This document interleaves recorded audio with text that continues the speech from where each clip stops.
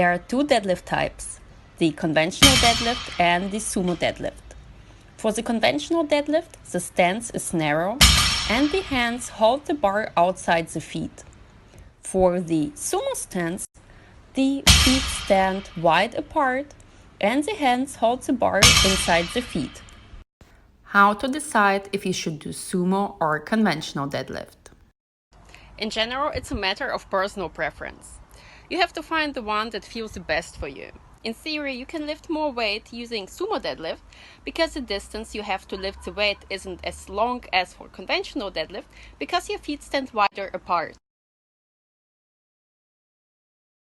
Another advantage of the sumo deadlift is that it is less stressful for the back. And this is actually the reason why I pull sumo. I switched 3 times between sumo and conventional deadlift, and I always realized one thing.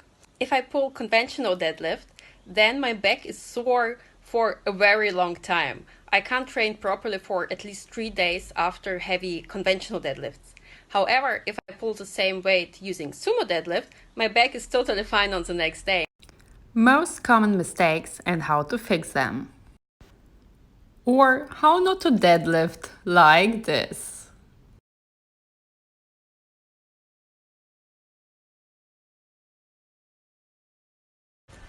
The mistake number 1 most people do when they deadlift is that they use their back too much. If you lift too much with your back, your deadlift looks like a folding knife. To deadlift properly, your legs should be slightly bent and you have to push them into the ground. A deadlift should feel like a leg press off the floor.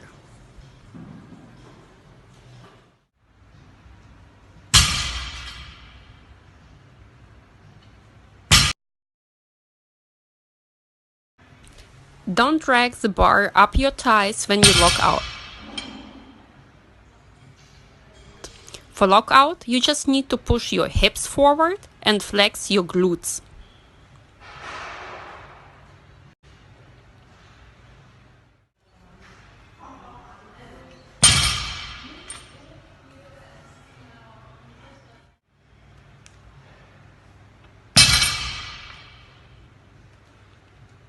I see so many people deadlifting absolutely wrong.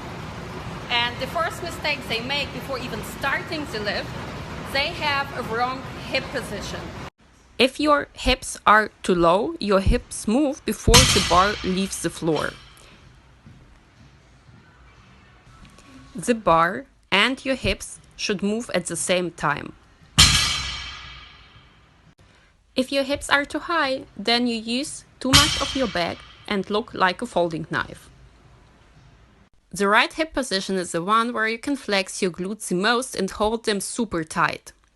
For conventional deadlift, there is a trick you can use to get into a very tight position. Flex your glutes and then push your knees against your arms. You should feel lots of tension in your legs and in your glutes. Then you just need to push your legs into the floor to start the lift.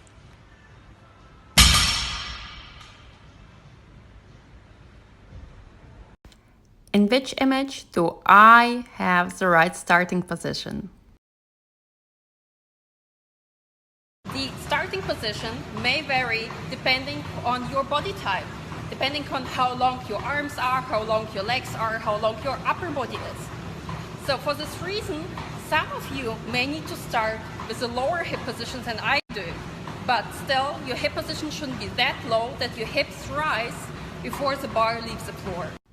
I have a reasonably high starting position because my femurs are long. If my femurs were shorter, my hip position would be lower. Then my torso would be also more upright. This is because in the starting position, the shoulders have to be aligned with the bar, straight above the bar, not behind or not in front of the bar. Here you can see the differences in starting position for people with long femurs or short femurs.